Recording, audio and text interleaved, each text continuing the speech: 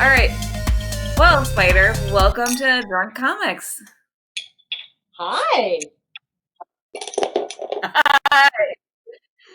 So, do you want to tell me where you're from? I am originally from the Caribbean, St. Thomas and the Virgin Islands, but currently my hiney resides in Charlotte, North Carolina, and I've been here for about 20 years. So I am in the Queen City. Very nice. And how did you get into comics and superheroes? Ooh, so I don't know that I can actually pinpoint exactly when it happened, but I want to say that we had like neighbor kids, and there was a brother sister that lived up the road. We played with the sister all the time, and the brother would play with us because we were around the same age. And he had comic books, and I remember flipping through them as a kid. And then just because there was hey, something to read, and I was a huge reader. And then in third grade we had at school we had recess, and recess you could check things out. You could check out jump ropes, you could check out soccer balls, you could check out stuff from the teacher, and there were comics you could check out. So I actually remember reading the issue where Gwen Stacy dies, the Spider-Man episode, the issue where Gwen Stacy dies. Like, I vividly remember that. The cover was ripped off of it. It was completely battered. Oh, God. But I remember thinking, were you traumatized? well, I was like kind of like at third. I guess because I read so much. I was a big reader, and I was probably reading ahead of my grade level. I wasn't thrown off by the content, but I just remember like the drama of it all, like the pictures telling this whole dramatic story. And I was also a little bit of a doodler and a sketcher, and at one point I thought I was going to become a comic book artist. That got shot down later, but for me, comics were like this visual representation of these stories that I loved. So for me, like by the time I was probably like in fourth or fifth grade, we moved around a little bit as kids, and I was in Dallas. The first weekend we were in Dallas, the Sunday paper came, and there was a comic book inside. And I wish I'd kept it now, because I look at the Overstreet value and I'm like, oh, I should have kept it. But it was actually Spider-Man and the Dallas Cowboy Cheerleaders. And I thought it was so cool that Dallas actually had comic books, and it was a one-time thing, but it actually came in like the Dallas like Star or Herald or whatever the paper was. So comic books I've always had them in my life to some degree, but it's not like I went searching them. They were there. Like, I went to go check things out from, for recess, and it was, oh, you could check out comics? Great, I'll do that, because I was not very super athletic, so books and reading were bigger for me. And then, cheers to that. Yes, exactly. And then never. So me and Gravity have rules. I don't mess with Gravity. Gravity doesn't mess with me. So me and sports, same thing. But then by the time I was in like seventh, eighth grade, I was collecting pretty regularly and going down to the local. We had a newsstand that had comics and books and everything else. Magazine store basically. So I'd go down there and I'd buy my comics. Like, I'd save up my allowance and go down and buy my comics. I still have some of them, but a lot of them just I wasn't buying. I was buying them to read them and love them, not to collect them or to save them. So that's the way to be. I don't care, but that's the way to be. Yeah. So and actually to this day, for Halloween, and it super sucks because it's quarantine, so who knows what Halloween's going to be like this year. But every year for Halloween, we actually give out candy and comics at our house. So we usually spend all year going to conventions, looking through all like the 25-cent boxes and the 50-cent boxes underneath the tables, the ones that are like floor level. We get down there, like I'm like face deep in like looking at those things. And we'll give, and I look for like family friendly comics and kid friendly comics, and comics that feature like strong female characters or popular characters, like whatever's big that year. And so we've actually gotten to be known as, oh, you're the house that gives out comics. So the best part was one year, because I want kids to have that same love that I did, like growing up, like having that same like passion for it. So we actually had this one year, this little 8-year-old kid came running up to our front, like his dad was at the top of the driveway.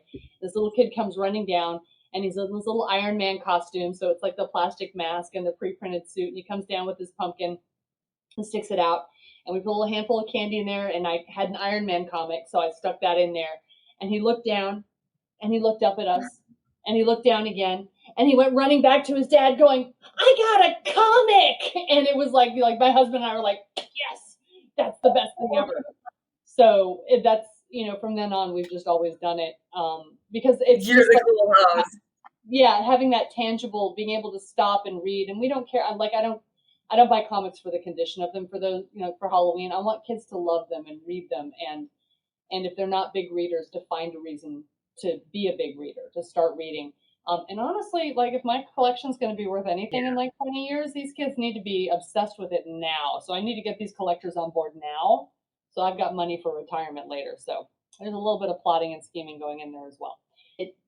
I don't know. It stuck with me all these years. And what's weird is that as a kid, you don't really realize how much stuff you pick up on. And so I'm sure there's stuff that I've seen as a kid that I didn't realize was still part of my memory, like still part of my growing up experience, that I still refer back to in comics. So there may be small things I've picked up, with great power comes great responsibility. I'm sure somewhere that is ingrained in my being from being like a comic book lover from way back in the day. And if that's like my mantra now, and I know where it comes from, that's fine, because there are worse mantras to have than that. For real. Yeah, there's been a lot of guidance. And then, growing up with like shows like Wonder Woman and the Superman movie and Star Wars, so those were always these big, these things that I don't know how many times I spun around in a circle thinking I was going to be able to magically change clothes. How nice would that be? Why is it not a thing? What the fuck, man? It should be by now. It would make it so much easier at a convention to just go up to the room and spin around and boom, new costume and new cosplay and like leave. How has no one invented this magic fabric that? Well, there are some Cinderella cosplayers that have figured that out, and they're incredible, and they deserve all of the accolades, way more than they're getting. Because they're incredible. Oh my God. Absolutely. But yeah, so like I've loved comics ever since, and I have then I started realizing that there was value in them, so I started collecting. And at first, I was a little bit of a like, I think I should buy this one because it's an issue number 1 and it might be worth something later. Now I just buy because I like the art or I like the storyline, or having gone to enough conventions now, some of the artists have become friends. So if I see like an artist I know is doing a book, I'm like, well, I have to pick that up, obviously. I have to follow that. And now the only limitation I have is space. Like there's only so much room for so many short boxes in my closet. So what comic are we talking about today? Tonight we are going to talk about Dazzler, and I have the omnibuses. Omnibuy. I'm not sure which one. I don't know how you say the plural of omnibuses, but I'm going to go with because I keep mine all nice. I don't know, people. If you know the plural of omnibus, drop it in the comics. Yeah, exactly. In the comments. Yes. So I actually had a lot of fun to have in the brain. Yeah, I had a lot of fun rereading these. All my issues are bagged and boarded, just like all my issues, personal and otherwise, bagged and boarded. So we're going to talk about Dazzler, who is one of those characters that Marvel came up with at a really weird time, and I feel like she just keeps missing the boat slightly, but she is possibly one of the most powerful characters in the Marvel universe. So we're going to talk about the origin of Dazzler tonight. So she actually came up as a marketing piece. Back in the late 70s, Marvel Comics actually talked with Casablanca Records, which at the time was one of the biggest disco producers out there. They had more top tens. I actually have a Village People 45 myself. But they were the disco label at the time in the 70s. So they had a conversation with Marvel, and they wanted to have a hero that reflected life at the time. And the club scene, obviously in New York, where Marvel was based, was huge. So there was discussion that maybe it needed to be something, there needed to be somebody who was a singer or somebody that was involved with the nightclub life there. And partnering with Casablanca Records was a way to get that to happen. So they built this character. Awesome. She's a human transducer. So she absorbs sound and she can turn it into light. So character backstory, because there's always character backstory. She grew up in New York. Her father was a lawyer. Her mother was an artist. But there was some friction between her mom and her dad, so her mom kind of left early on. So she was just with her dad, who was very structured, very strict. Dazzler just wanted to sing. Allison Blair is her name. Allison actually means, I believe, child of light, and Blair, sound, blaring of sound. So some fun wordplay there with her name, Allison Blair. She was doing a middle school talent show when her powers finally, because she's a mutant, her powers appeared when she was doing mutants. Gotta love the mutants. She was doing a talent show in middle school, and they were attacked as middle school talent shows often are. And her anger at being interrupted pushed her powers out. And she can turn sound into light. I wasn't done.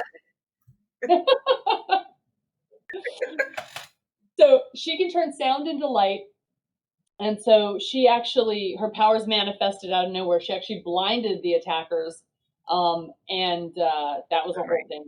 But because of that, she had to keep everything a secret from her dad, because she didn't want her dad to know she wanted to be an artist, a performer, a musician. Her dad wanted her to be a lawyer, who was pushing her in that direction. So finally, that came to a head. She's like, Dad, I'm going off to New York. I'm going to start a music career. Her dad was like, all right, well, I'm done with you. So she went off to start her music career in New York as a disco singer, and her powers, she just told people it was this very it's a technological secret. I can't talk about it, but that's how I get all these lights to pop at my show. So she got to be on sort of a fast rise to fame because she had this light show behind her, and nobody knew it was because she was a mutant, and that's how she was making all these light strobes and everything, all these effects. So her powers came up, and so she's a human transducer. She can absorb sound, and then she turns it into light. So that's her big power. Okay. So that's, in general, you would think that's like, well, that's kind of a goofy power. Apparently one person on a blog once said, so really, she's only useful at a construction site when she's fighting Dracula. No, there's so much more she can do with her powers than that. She's gotten to a point now. Right? So she's been able to, she can make laser beams, with lasers with the lights from her fingers. She's been able to do force shields. She's been able to fly a little bit or propel herself to a point. She's been able to make light swords. At one point, she was actually able to work as almost like a echolocation, to use sound to kind of find stuff. So it's a very vast array of powers. It's, as long as there's sound, she can absorb that sound and she can sort of store it up and then use it later for whatever she needs to. So she's sort of a sound battery. But in the 70s, she was the Disco Dazzler. That's how she initially was conceptualized. So she's got this big blue Kiss makeup going on here, because Kiss was very big in the 70s. And she's got a silver lame jumpsuit, and she's got this feathered hair that's like very, very Farrah Fawcett. She's got mirror ball boots. She's got a mirror ball around her neck. She's got a transistor radio that she wears, that she can carry with her, just so she can always get sound if she needs it, so she can charge her powers up. But she wants to be known as a singer. And throughout her career, throughout the last 40 years, it's been more than 40 years since she was first introduced. Throughout her career, she's been adult contemporary singer. She's been a disco singer. She's been a rock singer. She's been a punk singer. She's got a whole battery of ways at techno. She's done a little bit of everything. She's one of those singers that's her passion. Ultimately, that's why she was asked to join the X-Men, and she said no because she wanted to be a singer. Okay, who said no to joining the X-Men? She was asked to join the Avengers, and she was like, yeah, no, dude, this isn't my bag. And she was like, no, she didn't join the Avengers. To be fair, I feel like that's really sensible. Like, no, I do not want death and destruction. I just want to make art. I don't want to go fight for my life every week. But yet, and sometimes twice a week. The first issue of Dazzler #1, she had a guest spot. She actually came out during, or she came into existence during the Dark Phoenix saga. So she dates back to that era of the late 70s. Mm-hmm. That was her first appearance. You know, she had a little stint in the Avengers. She was with the, with the Spider-Man for a little. She had some like guest spots here and there. But then when she launched her very first issue, issue 1, she's singing in a nightclub where she has beaten out another singer. Turns out that singer was the Enchantress. And everybody in the audience is like the Avengers and Spider-Man, and everybody's in the audience. So it turns into a whole big battle royale at the end. And she's just like, this poor girl, like, break. Whenever she performs, it seems like there's like some sort of superhero battle that shows up. So, yeah, so she's been thrust into superheroindom,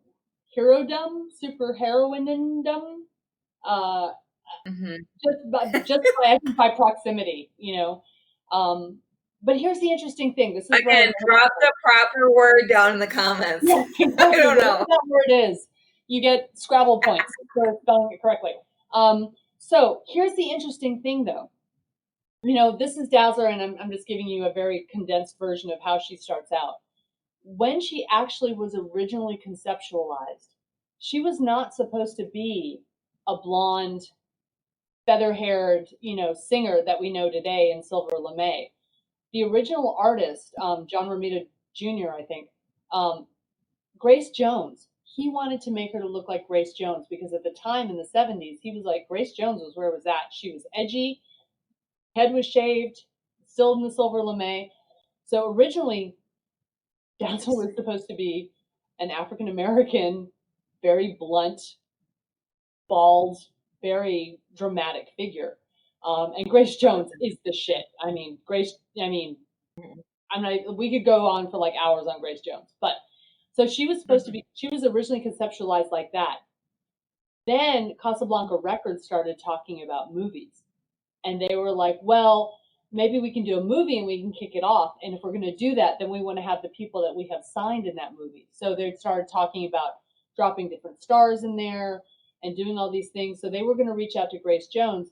It all got screwed up. Everything got sideways. And they're like, well, actually, the hottest star right now is Bo Derek. So because 10 had just come out with Dudley Moore. And so, like, she was the hottest thing out there. It's like, well, she's the right build in the frame that we're kind of envisioning in our heads. So let's go for Bo Derek. And then Bo Derek said, I'm only going to do it if my husband directs. And her husband, John Derek, I think, Mr. Derek, I'm going to call him Mr. Derek. Her husband he went over budget constantly. It was a whole big thing. So they started pushing Dazzler because they wanted a movie tie-in. That was the push, was to go into this movie tie-in. So all of a sudden, her character changed from a Grace Jones character to a Bo Derek character. And that changed like the art, and that changed like the dynamics. And in the end, the movie never happened. And we will go into the movie. Like the treatment, we will go into that in a little bit. But because there's a whole bunch of bonkers banana shit that happens in that end of things. But the movie never happened. Disco died. It died. So here is Marvel stuck with this character with big blue kiss makeup and a silver jumpsuit, and these powers. Like, and what do we do with her? What do we do with this character? So they actually put her in her own book. And actually what's interesting is that she actually is the first character to go to have a direct newsstand release. It wasn't by subscription. It was a direct to newsstand release. She's the first book and sold almost 500,000 copies with their first issue. So people were totally on board with her. The writers, however, never really got a full handle on what to do with her. They believed that because at the time, the only way we were going to get women into comics was to give them romance. So they kind of played it up a little bit. Shit. Yeah, so there was like they thought that was how you got women in the comics at the time. So there's a very heavy romantic run that happens throughout her initial the first like year and a half of her solo run, where she gets involved with the Angel, with Angel from the X-Men. She keeps trying to have a career in music. She keeps trying to, it's a very dramatic story. Like she keeps getting, turned down for gigs. She gets, she breaks up with people. She dates her producer.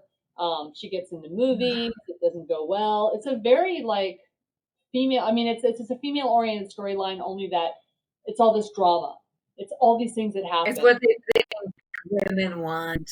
They did, and I mean, yeah, sometimes I like to read romance, but that is not all I want to read when I'm reading comics. My God. Yeah, but then they didn't know how to manage it because like she's had her power set is so strong.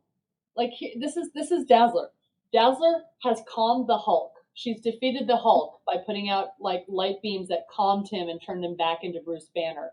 She was a herald of Galactus. Wow. She was given the power cosmic. She was a herald of freaking Galactus.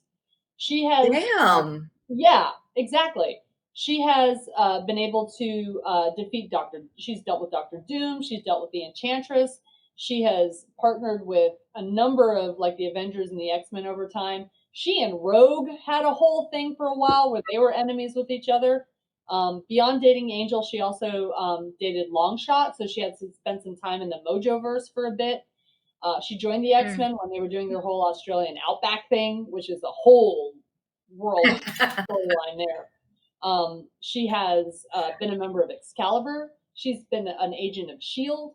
She has she did some alternate universe time hopping looking for evil Xaviers, which is a whole other thing as well. They've utilized her. They're like, well, we've got her. We'll put her here. No, here. Well, over here. This will work. They just don't know what to do with her. But she's so powerful, and she's such she's not really a tragic figure, but she's had so much. She's died like I don't know. I've lost count of the number of times she's died, but she always comes back. She's like Captain America. She keeps coming back. Like she's never officially dead. Yeah, it's comics. She comes back. So Alison Blair is one of those characters that I adore just because of her longevity and her tenacity and her emotional range, because she is emotional. She does have drama. Stuff does happen. But more importantly, she was one of the first people to come out as a mutant. And it's a very powerful storyline because she is it's like it's a coming out story for all intents and purposes. And she lost her entire career because of it. Like she was a musician, she was singing, doing all the big stages. She came out as a mutant, and everybody stopped hiring her. They're like, this is the worst thing ever. And she got blackballed by the industry essentially. So she's a coming out story. And as such, I think she's found a really strong, and she has found a very strong following in the LGBT community, which I think is fantastic. Because even though she came out as a mutant, it's a coming out story. And that's super important. And this was, I would say, she came out in the mid to late 80s. So still fairly early in timelines to come out on a level like that. And it's that challenge of like, this is who I am. This is what I am. And coming out publicly as a public persona, as a celebrity. How do you handle that? And how does the world react to that? And they didn't take it well. And so she had to deal with those consequences. So I think there's a lot that happens within her storyline that's very, it speaks to a time. And I think it still speaks to a time. That's one of the reasons that people identify so much with it within the LGBT community. Yes. But she's found herself, like she's become more powerful. She's settled into herself. She's absolutely formidable with stuff. She has a extremely strong power set. The writers have not known what to do with her so much. They keep sticking her in teams. She's dated the Beast. She's just done a bunch of stuff, and she's a very powerful figure. They just don't know what to do with her, and it's a shame because I think in the right situation she could absolutely be right up there with your panorama of X-Men, which she is still, I believe. I don't know. I don't know what happens when you leave the X-Men. Do you get like a ring? Do you get like a little badge or a trophy, like a clock? I don't know what happens when you leave the X-Men. This is the thing that we have. Thank you for being a part of our team. Congratulations. Here's your memento. Off you go. Graduated. Yeah. here's your souvenir mug, and off you go. But congratulations, you survived. Right.